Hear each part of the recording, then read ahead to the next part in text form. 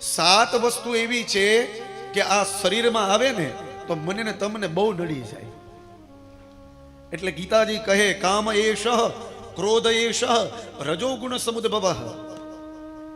માણસની અંદર અતિશય કામ ખરાબ છે, માણસની અંદર અતિશય ક્રોધ ખરાબ છે, માણસની અંદર અતિશય લોભ ખરાબ છે, માણસની અંદર અતિશય મત્સર ખરાબ છે, માણસની અંદર અહંકાર આઈ એમ સમથિંગ હું કંઈક છું એ ખરાબ છે, માણસની અંદર ઈર્ષા અતિશય ખરાબ છે. કામ ક્રોધ લોભ મોહ મત્સર અહંકાર ની ઈર્ષા, માણસની અંદર રહેલો મોહ એ પણ વધારે ખરાબ છે. બધાનો સમય પ્રમાણે ચાલવાનો, બધી વસ્તુ હોવી જોઈએ. સાતે સાત વસ્તુની જરૂર છે આ સંસારમાં. કામની પણ જરૂર છે, ક્રોધની પણ જરૂર છે. કામ ક્રોધ લોભ મોહ મત્સર, લોભ નથી કરવાનો પણ કરકસર ચોક્કસ કરવાની છે. આ સંસારમાં પૃથ્વી ઉપર હું ને તમે આવ્યા છે તો આ પ્રકૃતિમાં આ બધા દર્શન બતાવેલા છે. માણસની અંદર આ બધી વસ્તુ હોય, કામ પણ હોય, ક્રોધ પણ હોય, લોભ પણ હોય, બધું હોય, પણ એનો એક સ્થિર સમય આપ્યો છે. પણ જ્યારે જેનો સમય આવે ત્યારે એ કર્મ મારે ને તમારે કરી લેવું જોઈએ.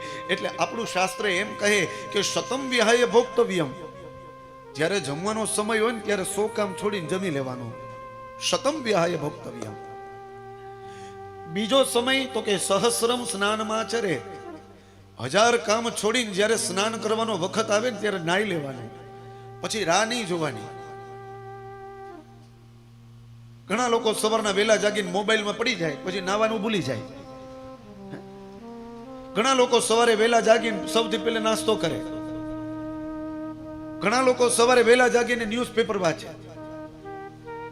ઘણા લોકો સવારના પોરમાં વહેલા ઉઠીને ચાલવા વયા જાય. ઘણા લોકો સવારના વહેલા ઉઠીને જીમમાં વયા જાય. તો શતમ વિહાય ભોક્તવ્યમ સહસ્રમ સ્નાનમાચરે. 100 કામ છોડીને પેલા ભોજન કરી લેવાનું. એ ગમે તેટલી તકલીફ હોય, ગમે તેટલો ઝઘડો થયો હોય, કંઈ પણ થયું હોય, પણ જ્યારે જમવાનો વખત આવે ને ત્યારે જમી લેવાનું. પછી કાંઈ કામ મૂકી દેવાના, બધા કામ ભોજન કરો.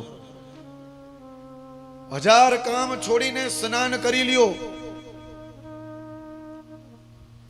એના પછી આગળ કહે છે આપણા ઋષિવરો લક્ષમ વિહાય દાતવ્યમ.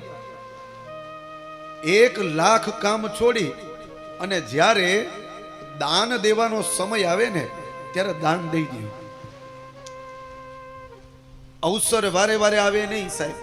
આવા સત્કર્મ ભવ્યાત્મક વા શિવ પુરાણ ભાગવત, કોઈ દીકરીના લગ્ન,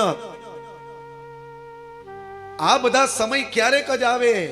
મારા ને તમારા ભાગ્યમાં ક્યારેક જ આવા અવસર આવતા હોય છે. પણ એ અવસરનું બીડું ઝડપવું એ આપણા ઉપર હોવું જોઈએ. ગામમાં આટલું ભવ્ય આયોજન થયું છે, કેટલું ભવ્ય સરસ મજાનું સુંદર આયોજન થયું છે, તો આ આયોજનમાં કંઈક આર્થિક જરૂર પડે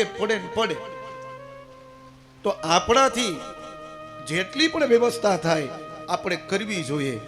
એ આપણે વ્યવસ્થામાં નહીં, આપણે આપણું સત્કર્મ કરીએ છીએ. એટલા માટે ઋષિવરો કહે લક્ષમ વિહાય દાતવ્યમ. 1,00,000 કામ છોડી અને દાન દેવાનો વખત આવે ને ત્યારે દાન દઈ દેવું.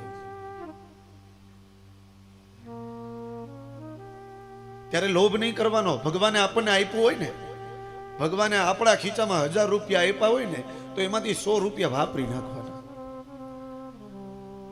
અને આ તો એવો દયાળુ છે સાહેબ, દેવોનો દેવ મહાદેવ, આપણે એને ભોળોનાથ કહીએ છીએ. અને આમ પણ તમે જોવો તો આપણા શાસ્ત્રમાં પુરાવો આપ્યો છે કે ઐશ્વર્ય જોતું હોય, ધન દોલત ઐશ્વર્ય, એ વ્યક્તિએ ભગવાન શિવના સાનિધ્યમાં આવવાનું. શિવના સાનિધ્યથી બધું ઐશ્વર્ય પ્રાપ્ત થાય છે. અને જો મોક્ષ જોતો હોય આ જીવને તો કૃષ્ણના શરણમાં જવાનું. મોક્ષના દાતા ભગવાન કૃષ્ણ છે અને ઐશ્વર્યના દાતા ભગવાન શિવ છે. તો તમે એક વખત આ શિવના સાનિધ્યમાં આવી જાવ ને તમારો બેડો પાર કરી દે. એવો દયાળુ છે, એવો કૃપા સિંધુ છે.